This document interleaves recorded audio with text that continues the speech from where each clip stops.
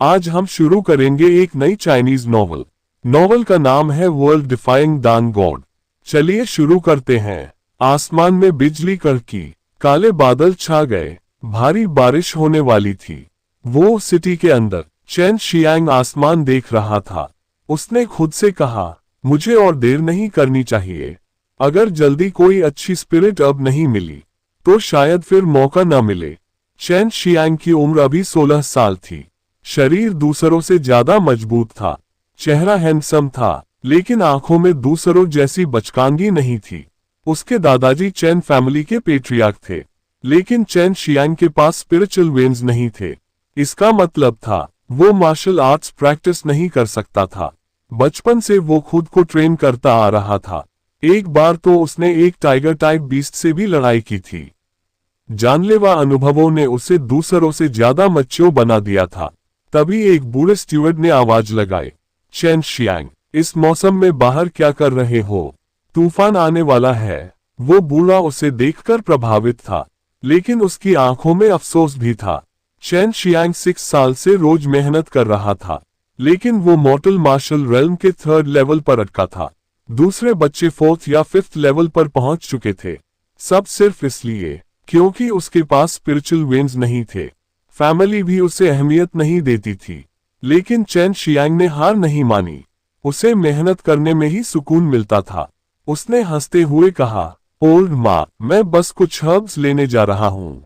बूढ़े ने सिर हिलाया, बिना स्पिरिचुअल वेन्स के मेहनत बेकार है। तुम आगे नहीं बढ़ पाओगे। चेन शियांग ने ये बातें पूरी जिंदगी सुनी थी, लेकिन वो रुका नहीं। तभी एक मिडिल एजेड मैन वहां आया। ये चेन शियांग का पिता था, चेन टियनहू, फैमिली का सबसे ताकतवर कल्टिवेटर। उसने पूछा, इस मौसम में बाहर जा रहे हो? चेन शियांग मुस्कुराया, तूफान अच्छा मौका है, कोई हर्ब्स छीनने नहीं आएगा। चेन टियनहू ने एक छोटा बॉक्स उसकी तरफ फेंका। उसमें एक पिल थी। चेन शियांग ने बिना देखे पकड़ लिया। थैंक्स डैड, अब मुझे ओल्ड माँ की मुर्गियां चुराने की जरूरत नहीं पड़ेगी। ओल्ड माँ गुस्से से देखने लगा। उसे नहीं पता था कि उसकी मुर्गियां टारगेट है। चेन टियनहू ने सिर्फ सांस ली। वो चाहता था उसका बेटा सफल हो, लेकिन पिल्स की कमी थी, और वो पिल्स चेन शियांग पर असर नहीं कर रही थी। अब सीन बदला। Immortal devil Cliff. ये एक वीरान जगह थी। एक बिना कपड़ों का किशोर चट्टान से नीचे उतर रहा था। तेज बारिश के बीच चेन शियांग क्लिफ से नीचे उतर रहा था। ये बेहद खतरनाक था। वहां ब्लैक ची था, मौत की आभा थी। लोग वहां जाने से डरते थे, लेकिन चेन शियांग वहां हर्ब्स लेने आया था। वो धीरे धीरे नीचे बढ़ रहा था। अगर किसी को पता चलता तो वो उसे पागल कहते, लेकिन चेन शियांग को पता था, जब चीजें एक्सट्रीम होती हैं तो पीछे कोई वजह जरूर होती है। उसे लगा ये डेथ ची किसी लेजेंड अर्ब की वजह से है। Hello spirit grass. नाम खतरनाक था, लेकिन ये अर्ब मौत में भी जान ला सकती थी। ये प्राचीन युद्ध के मैदानों में उगती है। बारिश के दिन ही ब्लैक ची नीचे बैठता है, इसलिए चेन शियांग नीचे देख पा रहा था। उसे ये अब खुद के लिए नहीं चाहिए थी। वो इसे बेचकर पिल्स खरीदना चाहता था, ताकि वो अपनी किस्मत बदल सके। बारिश की बूंदें उसे परेशान कर रही थीं। चट्टान फिसलन भरी थी। वो सावधानी से नीचे बढ़ा। कई लोग नीचे गए थे, लेकिन वापस कोई नहीं आया। गिरने का मतलब था मौत।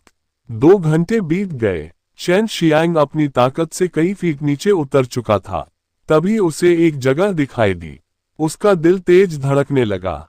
Hello spirit grass. वो खुशी से चिल्लाया। नीचे उसे कुछ सफेद दिखा, जो सेसमी केक जैसा लग रहा था। पूरी खाई ब्लैक डेथ ची से भरी थी। अर्ब का रंग भी चट्टान जैसा था। इसे देखना मुश्किल था। चेन शियांग ने खुद को शांत किया और नीचे पहुंचा। वहां एक कटोरी के साइज की सफेद अर्ब थी, जिसमें से जीवन की ऊर्जा आ रही थी। उसने एक हाथ से अर्ब उठाई। अंदाजा लगा कि ये 1000 साल पुरानी है। इसे बेचकर वो अमीर बन सकता था। उसने अर्ब अपनी पाउच में रखी और मुस्कुराया। अब इस फेल इंसान की किस्मत चमकेगी। अगर वो ये बेच देता तो वो बड़ी पिल्स खरीद सकता था और तेजी से आगे बढ़ सकता था।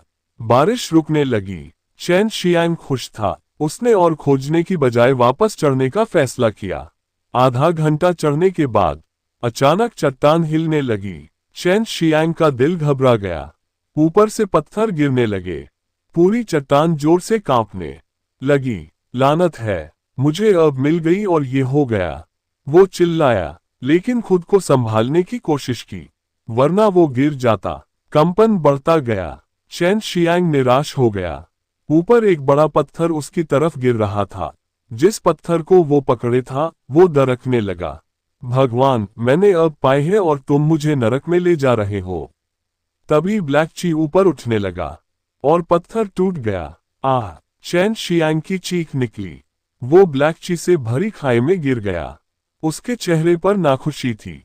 कुछ समय बाद चेन शियांग की आंख खुली। उसे हैरानी हुई, वहां रोशनी थी और वहां पानी भी था। वो सांस ले पा रहा था। वो सतह पर तैरता हुआ ऊपर आया। वहां एक पूल था जिसमें सफेद रोशनी थी। लेकिन सबसे बड़ा झटका तब लगा। कुछ दूर दो लड़कियां जमीन पर बैठी थीं और वो दोनों बेहद खूबसूरत थीं।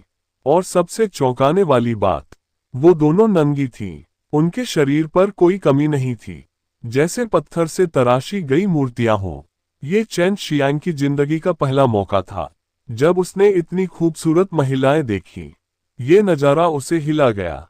उसका चेहरा लाल हो गया। सांस रुक सी गई। दोनों लड़कियां एक दूसरे को देख रही थीं। कुछ देर बाद उन्हें चेन शियांग दिखा, लेकिन उन्होंने उसे इग्नोर कर दिया। चेन शियांग को बुरा लगा कि इतनी खूबसूरत लड़कियां उसे नजरअंदाज कर रही हैं। तभी उसने गौर किया, आसपास की जगह टूटी हुई थी। जमीन में दरारें थीं। सफेद कपड़ों के टुकड़े बिखरे थे। साफ था कि यहां लड़ाई हुई थी।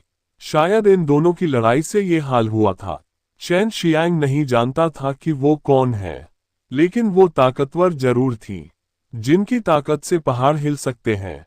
इनकी वजह से मैं यहां गिरा, लेकिन किस्मत से बच गया। वो गुस्सा था लेकिन क्यूरियस भी था। वो धीरे धीरे उनकी तरफ बढ़ा। उसके लिए ये नरक नहीं, स्वर्ग लग रहा था। सफेद रोशनी वाला पुल और दो नंगी खूबसूरत लड़कियां। तभी उन दोनों लड़कियों को एहसास हुआ कि पास में कोई उन्हें घूर रहा है। उनकी आंखों में शर्म और गुस्सा आ गया और चेन शियांग की लाल आंखें उन्हें देख रही थीं। अब अगला सीन होगा इन दोनों लड़कियों का परिचय और चेन शियांग की किस्मत का असली खेल। क्या वो बच पाएगा या ये लड़कियां उसे मार देंगी?